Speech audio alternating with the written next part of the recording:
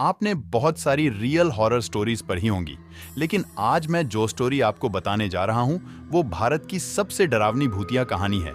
इसे सुनकर आपके भी रोंगटे खड़ीडिढेहे हो जाएंगे। तो चलिए इस सच्ची भूतिया कहानी को पढ़ना शुरू करते हैं। Real horror story in Hindi. Kurseong एक छोटा सा हिल स्टेशन जो दार्जिलिंग में आता है।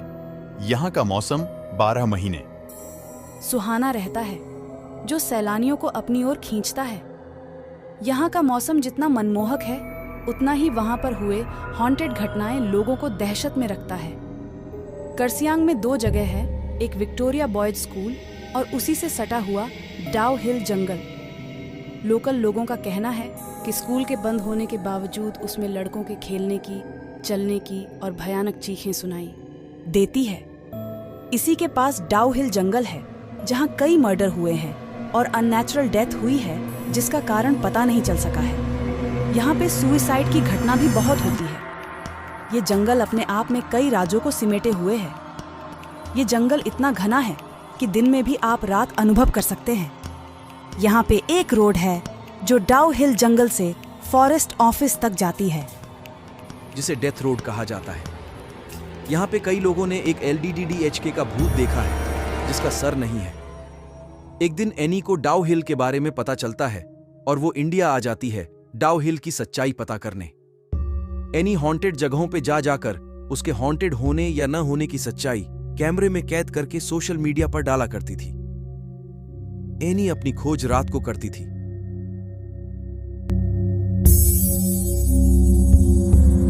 लेकिन क्योंकि वो दिन को ही करसियांग पहुंच गई थी, तो उसने लोकल लोगों से डाउ हिल के बारे में पूछना शुरू कर दिया। कब्रिस्तान, horror story in Hindi. Any ने नोटिस किया कि डाउ हिल के बारे में पूछते ही लोगों के चेहरे का रंग उड़ जा रहा है। एक आदमी ने उसे बताया कि वो कभी उस सरकटी लॉस को नहीं देख पाएगी और वो उसे वापस लौट जाने को कहा। ये सब सुनकर एनी होटल चली गई और जैसे ही शाम हुई, एनी निकल पड़ी लोगों के बताए हुए डेथ रोड पर अपनी कैमरा लेकर। अचानक से ठंड बढ़ने लगी। एनी अपने कैमरे में उस जगह के बारे में बताते हुए आगे बढ़ रही थी कि उसका पैर किसी चीज से टकराई और वो गिर पड़ी। एनी को लगा वो शायद रास्ते में पड़ी हुई किसी लकड़ी या पत्थर से टकराई होगी, लेकिन वो जैस कि किसी ने उसे खींच के जंगल के अंदर ले गया। एनी इतना तो समझ गई कि डाउ हिल को हंटेड होने का जो टैग मिला है वो सच है।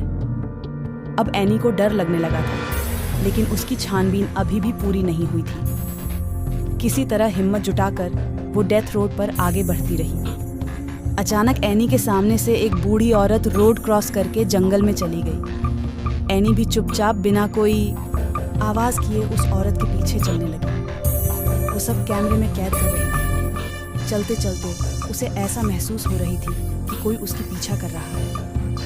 अचानक उसकी कानों में आवाज आई, एनी वापस चले जाओ। ये सुनते ही एनी की रोंगटे खड्डी हो गई, लेकिन उसे तलाश थी उस सरकटे आदमी की। इसलिए उसने किसी तरह हिम्मत करके और थोड़ी दूर जाने का फैसला किया। थोड़ी दूर जाकर जब वो वापस मुद्दी तो उसने देखा जंगल में घने पेद्धों के बीच से 2 लाल आंखें उसे देख रही हैं। ये देखकर एनी जोर से चिल्लाई और भागने लगी। भागते भागते उसकी कानों में अजीब अजीब सी आवाजें गूंजने लगी, कभी किसी की रोने की आवाज तो कभी हंसने की। इसी तरह एनी उस डेथ रोड से बाहर निकल आई और होटल चली गई। इतना सब कुछ होने के बाद भी एनी को इस बात की तसल्ली थी, उसने ये सब कुछ अपने कैमरे में कैद कर लिया है। उस रात एनी अपने कैमरे को टेबल पर रखकर सो गई।